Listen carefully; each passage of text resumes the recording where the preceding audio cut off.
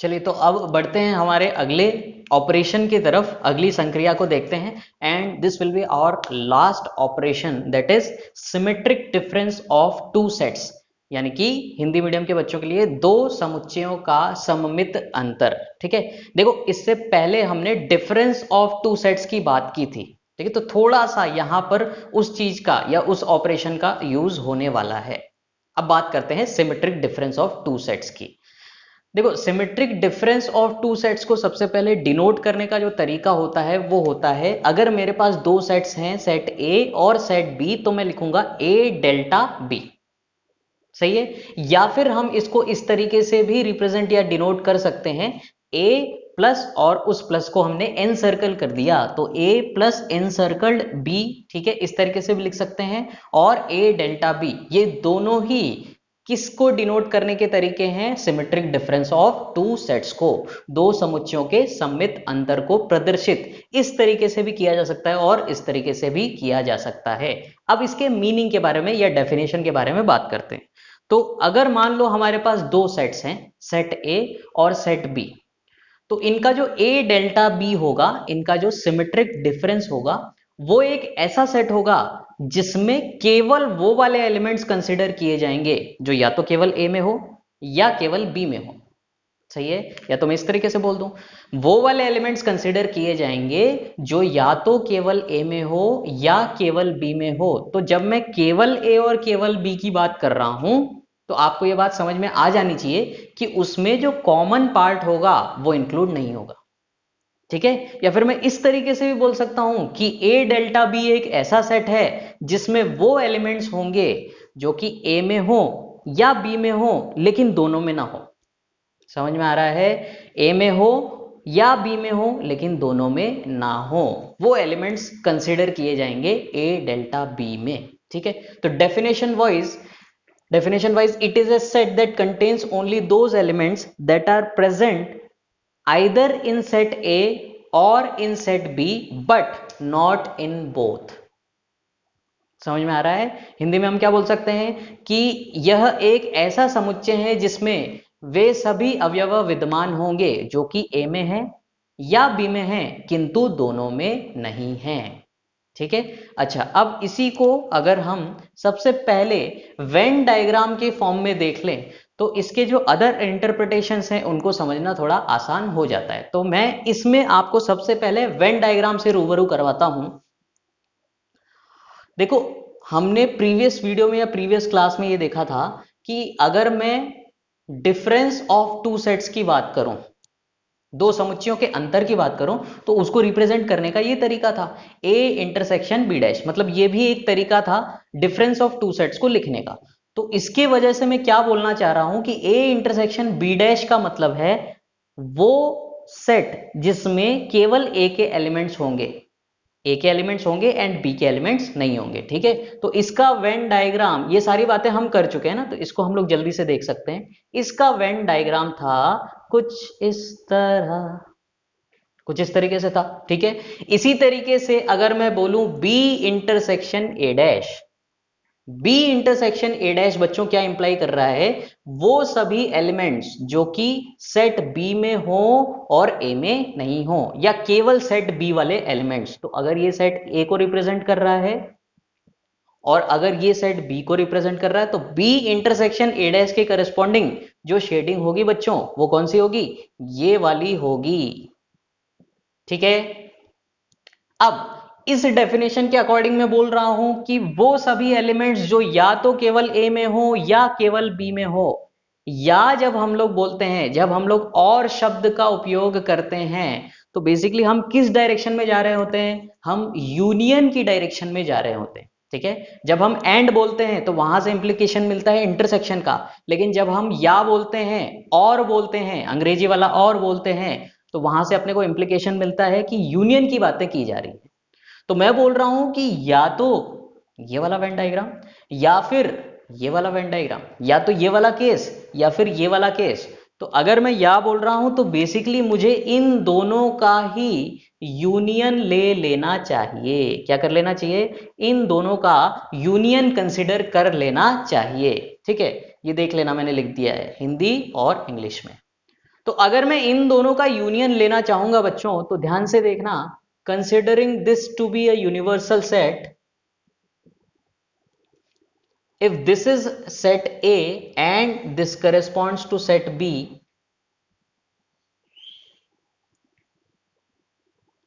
अगर ये set A है और ये सेट B है, तो इन दोनों का यूनियन करने पे मेरे को वेन डायग्राम मिल जाना चाहिए किसका, A डेल्टा B का, जो कि ऐसा दिखाई देगा। कैसा? ऐसा, जैसा मैं शेड कर रहा हूं।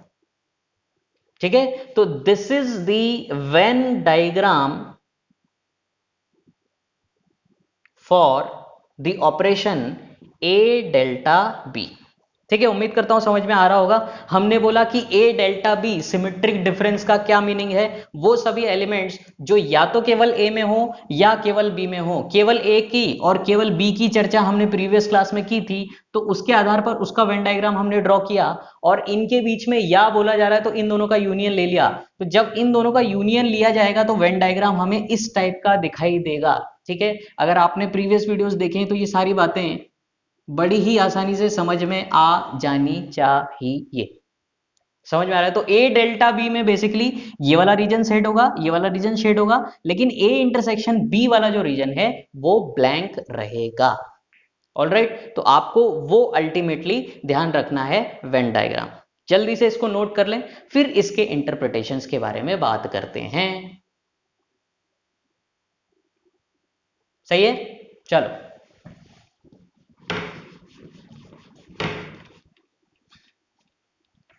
ठीक है, तो अभी मैंने जिस पोर्शन को रब किया, वहां पर बच्चों हमने क्या लिखा था, वहां पर हमने ये लिखा था कि A इंटरसेक्शन B डैश का मैं अगर यूनियन ले लेता हूं किसके साथ, B इंटरसेक्शन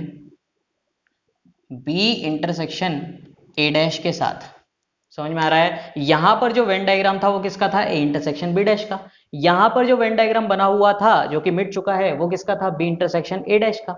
उन दोनों का जब मैंने यूनियन किया तो मुझे ये मिला, और ये किसका वेन डायग्राम है, A डेल्टा B का। तो कैन आई से कि दिस इज इक्विवेलेंट और equal to A delta B।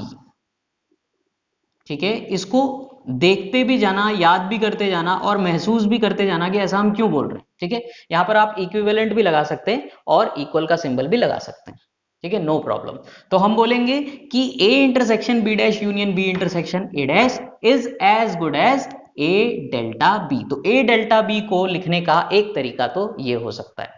ठीक है, सारी बातें हम वेन डायग्राम से समझ रहे हैं। अच्छा, दूसरा यहां पर ध्यान दो कि हो क्या रहा है। मैंने A इंटरसेक्शन B वाले पोर्शन को ब्लैंक रखा है, A इंटरसेक्शन B वाले पोर्शन को ब्लैंक रखा है। तो हम इस तरीके से भी बोल सकते हैं बच्चों, अगर मैंने लिखा A यूनियन B, अगर मैंने लिखा A यूनियन B और उसमें से A इंटरसेक्शन B वाले पोर्शन के एलिमेंट्स को सब्ट्रैक्ट कर दिया जाए। समझ में आ रहा है? ये डिफरेंस लिखा हुआ है ना दो सेट्स का। कौन कौन से दो सेट्स का? एक सेट है A यूनियन B और दूसरा सेट है A इंटरसेक्शन B। इसको भी फील करें आप वेन डायग्राम से। A यूनियन B का वेन डायग्राम हम पढ़ चुके हैं। वो एलिमेंट्स जो A में हो, B में हो या फिर दोनों में हो, तो ये A यूनियन B का वेन डायग्राम होगा बच्चों। होगा या नहीं होगा? बिल्कुल होगा। और A इंटरसेक्शन B में हम वो वाले एलिमेंट्स कंसीडर किया करते थे जो कि दोनों में कॉमन हो। तो ये A इंटरसेक्शन B का वेन डायग्राम है and this is Venn diagram of A union B। तो अगर आपसे बोला जा रहा है इन दोनों सेट्स का डिफरेंस, मतलब कि वो एलिमेंट्स जो कि इसमें हो लेकिन इसमें ना हो, तो अगर मैं इन दोनों सेट्स के डिफरेंस की बात करूं, इन दोनों सेट्स के डिफरेंस की बात करूं, तो ध्यान से देख लेना, यही वाला वेन डायग्राम मेरे को मिल जाएगा। समझ में आ रहा है? इन दोनों के यूनियन की बात नहीं कर रहा हूं मैं, इन दोनों सेट्स के डिफरेंस की बात कर रहा हूं। और डिफरेंस ऑफ टू सेट्स भी हम पढ़ चुके हैं बहुत ही बढ़िया तरीके से। तो इन दोनों का जब मैं डिफरेंस करूंगा तो फिर से मुझे यही वाला वेन डायग्राम मिल जाएगा। तो according to these two and performing the minus वाला ऑपरेशन, performing the subtraction वाला operation, we can write down A union B minus A intersection B. This is also as good as A delta B. समझ में आ रहा है? ये हम अलग अलग इंटरप्रिटेशंस देखना चाह रहे हैं किसके, ए डेल्टा बी के सिमेट्रिक डिफरेंस के। ठीक है, चलो अच्छी बात है। और सोचें जरा, और सोचें, और क्या बोल सकते हैं उस वेन डायग्राम को देखते हुए। और ये बोल सकते हैं कि अगर मैं केवल सेट ए के एलिमेंट्स को कंसिडर करूं, ध्यान से देखना, अगर मैं केवल सेट ए के एलिमेंट्स को कंसिडर करूं तो उसमें ये वाला पोर्शन भी आ गया और ये वाला पोर्शन भी आ जाएगा, ठीक है, जिसको मैंने अभी शेड नहीं कर रखा है। और अगर मैं बी को कंसिडर करूं, यहां पे मैं प्लस लिख देता हूं बी, ठीक है, तो सेट ए के एलिमेंट्स प्लस सेट बी के एलिमेंट्स को अगर मैंने कंसिडर किया तो हो क्या गया कि ये वाला जो रीजन है जिसको मैंने यहां पे ब्लैंक कर रखा है वो 2 बार काउंट हो गया। ठीक है, जिन पांडु महापुरुषों को नहीं समझ में आ रहा है यहां पे ध्यान दें। जब मैंने बोला कि सेट ए, तो सेट ए के करस्पॉन्डिंग जो शेडिंग होगी वो इसकी होगी या नहीं होगी। फिर जब मैंने बोला कि सेट बी, तो सेट बी के करस्पॉन्डिंग जो शेडिंग होगी वो ये होगी। सही है ना, set A plus set B, तो उसके करस्पॉन्डिंग इस तरीके से शेडिंग करेंगे हम लोग।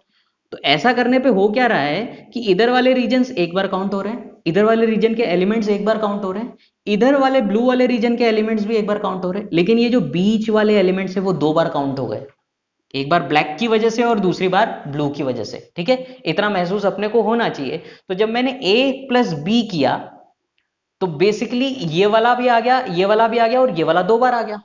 अब यहां से बच्चों अगर आपको ये वाला वेन डायग्राम लेकर के आना है तो आपको क्या करना पड़ेगा, इस पोर्शन को सब्ट्रैक्ट करना पड़ेगा या इस पोर्शन के एलिमेंट्स को सब्ट्रैक्ट करना पड़ेगा।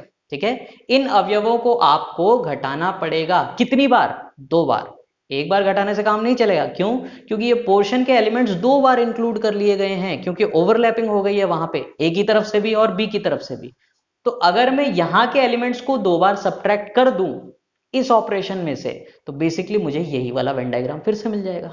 तो अब इसको मैं अगर मैं इस तरीके से बोल दूं कि 2 टाइम्स ए इंटरसेक्शन बी कर दिया जाए, तो यहां से भी अपने को क्या मिल जाएगा बच्चों, ए डेल्टा बी। क्या ये बात समझ में आ रही है? अब इसको और अच्छे से लिखने का तरीका ये हो सकता था कि हम इसके आगे एन लगा दें,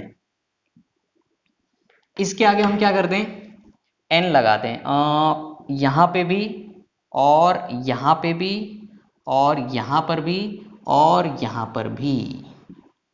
ठीक है, अब ये मत बोलना कि हाँ यहां से और यहां से एन कॉमन लिया और दोनों तरफ से काट दिया। ठीक है ना, क्योंकि ये एन जो है वो कार्डिनल नंबर की बात कर रहा है, समुच्चयों की कोटि की बात कर रहा है। तो मैं क्या बोल रहा हूं कि ए में जो नंबर ऑफ एलिमेंट्स हैं प्लस बी में जो नंबर ऑफ एलिमेंट्स हैं उनको जोड़ दिया। तो ऐसा करने पे ये सभी एलिमेंट्स आ गए, लेकिन ये वाले एलिमेंट्स 2 बार काउंट हो गए।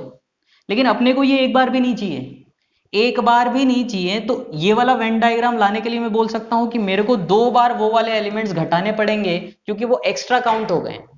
तो अगर मैंने N of A plus N of B में से 2 times N of A intersection B subtract कर दिया, तो जो मुझे एलिमेंट्स मिलेंगे वो यहां के और यहां के मिलेंगे। और ये किसके एलिमेंट्स है बच्चों, ए डेल्टा बी के। तो यहां पर मैंने लिख दिया number of elements in A delta B. ठीक है, तो ये basically number of elements in A delta B का एक फॉर्मूला हो गया। Number of elements in A delta B is equal to number of elements in set A plus number of elements in set B minus 2 times number of elements in A intersection B. ठीक है, उम्मीद करता हूं सारी बातें समझ में आ रही होगी। सही है। अच्छा, एक और बात देखो, यहां से एक और इंटरप्रिटेशन देख सकते हैं। ए इंटरसेक्शन बी डैश को हमने लिखना सीखा था इस तरीके से, ए माइनस ए इंटरसेक्शन बी।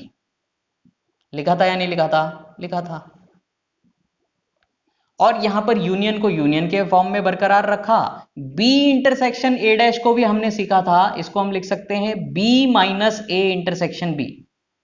सही है ना? ठीक है, तो अगर मैंने ए इंटरसेक्शन बी डैश को लिख दिया A minus A intersection B, और बी इंटरसेक्शन ए डैश को लिख दिया B minus A intersection B, तो अभी भी मुझे वो क्या मिल जाएगा, ए डेल्टा बी मिल जाएगा। मुझे इसको रब करना पड़ेगा बच्चों, वो आप लोग नोट करते जाएंगे। अभी भी मेरे को क्या मिलेगा, ए डेल्टा बी मिल जाएगा। तो बेसिकली ए डेल्टा बी को लिखने के इतने अलग अलग फॉर्म्स हो सकते हैं, ये सारे के सारे बच्चों आपको बहुत अच्छे से क्लियर होने चाहिए, ठीक है। इसीलिए इसीलिए symmetric difference of two sets थोड़ा सा इंपॉर्टेंट मानता हूं मैं, सिर्फ इसलिए नहीं क्योंकि इसके अलग अलग इंटरप्रिटेशंस हैं जो कि बच्चों को याद होने चाहिए, बल्कि इसलिए क्योंकि symmetric difference of two sets आपको बहुत ज्यादा फ्रीक्वेंटली नहीं दिखाई देगा। सेट्स के क्वेश्चंस को सॉल्व करते समय या सेट्स के अलावा जो चैप्टर्स होंगे उनमें तो इसका बहुत शायद ही कोई योगदान आपको दिखाई देगा। यूनियन और इंटरसेक्शन और डिफरेंस ऑफ टू सेट्स तो आपको हर जगह दिखाई देंगे, इस चैप्टर में भी और इस चैप्टर के अलावा भी, ठीक है। बहुत सारी जगह पे अपने को यूनियन करना पड़ेगा, इंटरसेक्शन करना पड़ेगा, या फिर डिफरेंस के बारे में भी बात करनी पड़ेगी। लेकिन सिमेट्रिक डिफरेंस एक ऐसा टॉपिक है जो कि बहुत ज्यादा फ्रीक्वेंटली देखने को हमें नहीं मिलता है। तो क्योंकि ये बहुत ज्यादा फ्रीक्वेंटली देखने को नहीं मिलता है तो बच्चे की प्रैक्टिस से छूट जाता है, और इसलिए बच्चों की टेंडेंसी बन जाती है इसको भूल जाने की। और जनरली कई बार ऐसा हो जाता है कि जिस चीज को भुला दिया जाता है उसी चीज को आईआईटी में पूछ लिया जाता है, ठीक है। तो उस पॉइंट ऑफ व्यू से अगर मैं बात करूं तो symmetric difference of two sets एक इंपॉर्टेंट पोर्शन है जिसे हमें मेमोराइज कर लेना चाहिए, ठीक है।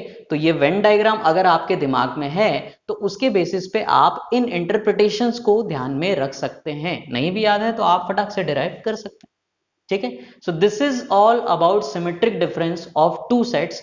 अगर मैं सेट बिल्डर फॉर्म में नहीं, रोस्टर फॉर्म में एग्जांपल लेना चाहूं, रोस्टर फॉर्म में एग्जांपल ले लूं, तो लेट अस कंसीडर सेट ए जिसमें एलिमेंट्स हैं 1 2 3 6 9, ठीक है। ये सेट ए हो गया जिसमें एलिमेंट्स कौन कौन से हैं बच्चों, 1 2 3 6 9। और सेट बी ले लेते हैं। सेट बी में हमने मान लिया लेट से हमारे पास है 1 3 8 5 4 6, ठीक है। तो अगर यहां पर ए डेल्टा बी की बात की जाए तो रोस्टर फॉर्म में ए डेल्टा बी को किस तरीके से लिखा जाएगा, तो आप तो डेफिनेशन पे जाओ। डेफिनेशन क्या बोलता है कि वो एलिमेंट्स जो या तो ए में हो या बी में हो लेकिन दोनों में नहीं हो। तो हम देख लेते हैं कि दोनों में कौन कौन है भाई साहब। दोनों में है 1, दोनों में है 3 और दोनों में है 6, ठीक है। तो ये तो अपने काम के है नहीं क्योंकि हम बोल रहे हैं कि जो एलिमेंट्स दोनों में होंगे वो ए डेल्टा बी का पार्ट नहीं होगा। अब बच कौन गया, जो भी बच गया उन सबको लिख लिया जाए। तो यहां से 2 और 9, और यहां से कौन कौन है बच्चों 8 5 4, ठीक है। तो इस एग्जाम्पल के करस्पॉन्डिंग ए डेल्टा बी में ये सभी एलिमेंट्स होंगे, या ए डेल्टा बी वाला जो सेट होगा वो ये लिखा जाएगा सेट बिल्डर फॉर्म में। अगर आप इसका वेन डायग्राम बनाएंगे corresponding to this particular example, I hope कि यहां पर दिखाई दे रहा होगा। तो हमने क्या बोला कि सेट ए और बी में कॉमन क्या क्या है बच्चों, 1 2 और 6, ठीक है। तो इसको बीच में हमने लिख दिया। और सेट ए में है 1 3 और 6 के अलावा, सॉरी 1 3 और 6 है, ध्यान से देख लेना।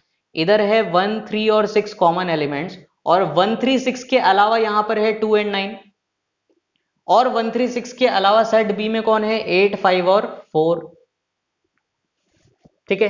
तो हम बोल रहे हैं कि इसको शेड करो और इसको शेड करो, वो ए डेल्टा बी का पार्ट हो जाएगा। तो ए डेल्टा बी में बेसिकली कौन कौन आ गया 2 9 8 5 4, जो कि मैंने यहां पर लिख दिया है, ठीक है। So we are done with the definition, we are done with the representation or denoting part, we are done with the Venn diagram, we are done with the physical interpretations, mathematical interpretations, and we are done with the example।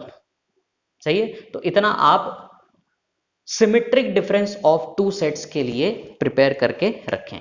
अब इसके बाद हम लोग topic को भी आगे बढ़ाएंगे, but यहां से मैं थोड़ा सा अब शीट डिस्कशन स्टार्ट कर दूंगा, राइट फ्रॉम एक्सरसाइज 1, या फिर एक्सरसाइज 1 इसमें बहुत ही सिंपल है, तो एक्सरसाइज 2 के क्वेश्चंस भी हो सकता है मैं डायरेक्टली ले लूं। तो मेक श्योर कि यहां तक जो भी पढ़ाया गया है उनसे रिलेटेड जो भी थ्योरी है उसको रिवाइज कर लें, और उनसे रिलेटेड जो भी क्वेश्चंस हैं एक्सरसाइज 1 और 2 में उनको आप अटेम्प्ट कर लें। I will be discussing them, ठीक है।